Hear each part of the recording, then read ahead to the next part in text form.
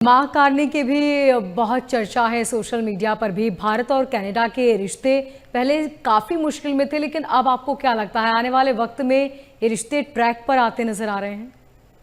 देखिए, mark Carney साहब कभी भी अभी टच डाउन कर रहे होंगे। भारत 4 दिनों के दौरे पे, बड़ा जी। दौरा है। और 10 महीने हो गए उन्हें ऑफिस में आए हुए। मोदी जी से तीसरी बार मिल रहे हैं।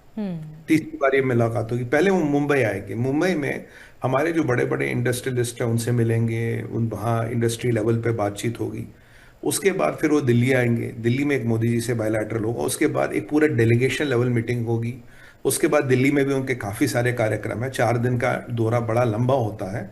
और याद कीजिए कि मिस आनंद जो है उनकी विदेश मंत्री जयशंकर साहब से 5 बार मिली है। हमारे पीयूष गोयल साहब कनाडा गए थे 2 बार एफटीए नेगोशिएट करने। और फिर पीछे डोवल साहब गए थे। डोवल साहब ने वो मिस नैताली नोलिन से मिले थे और मिस्टर गैरी आनंद सागरे से मिले थे। उसके बाद वो जो आदान प्रदान हुआ था इंटेलिजेंस का, आतंकवाद का। हाल फिलहाल में अभी तवफ्फुर राना की उन्होंने सिटीजनशिप कैंसिल कर दी। और कहीं ना कहीं निज्जर के केस को लेके कनाडा कह रहा है जी वो तो चल रहा है कोर्ट वोट में, वो हमें उससे कोई मतलब नहीं। मतलब जिस निज्जर को, जिस केस को लेके जस्टिन ट्रूडो ने पूरे उस व्यवस्थाओं को खत्म कर दिया, उसको मां कार्नी कह रहे वो पड़ा होगा जी कहीं कोर्ट वोट में, हमें नहीं पता। जो चल रहा होगा वो न्याय देखेगा हमें। मतलब कनाडा कुछ नहीं कर रहा है, केस है कोर्ट में चल रहा, जो होगा देखा जाएगा।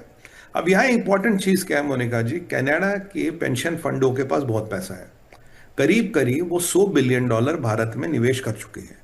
और ये निवेश करीब करीब आपका 300 400 $500 बिलियन तक जा सकता है, मतलब हार्ड कैश आ हाँ। सकता है। दूसरी बात, कनाडा की जो ग्रोथ रेट है लास्ट ईयर की मैं देखो 0.6% है। मात्र 0.6% है, ठीक है। और उनके लिए अल्बर्टा का मसला है।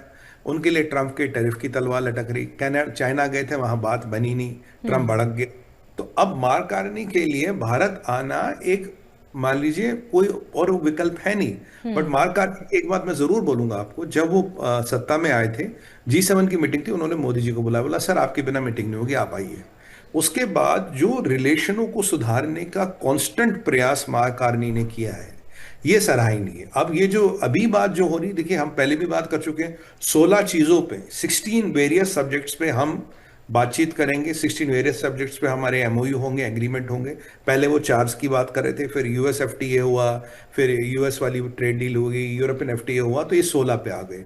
एनर्जी, यूरेनियम, पेंशन फंड, दुनिया भर की चीजों पे बात करें, इनकी बिल्कुल जी। वो 60 डिग्री अलायंस कर रहे हैं। अब देखिए आजकल ना भारत का वर्चस्व बदल गया। अब जैसे एग्जाम्पल के लिए इसराइल की बात करें, अब मोदी साहब कल इसराइल से निकले तो 16 या 17 तो एमओयू हो गए, 27 एग्रीमेंट कर पे साइन हो गए, राइट। और आपने करीब करीब जो आपका वो आया था जॉइंट डिक्लेरेशन, उसमें 42 पॉइंट थे। अब इतना बड़े जॉइंट डिक्लेरेशन पहले 1 दिन 2 दिन के ट्रिप पे आते नहीं थे। इतने बड़े एग्रीमेंट हमने केवल इससे पहले रशिया के साथ किए थे। पुतिन साहब आए थे, रशियन यूक्रेन वॉर के शुरू होते तब हमने इतने सारे एग्रीमेंट किए थे।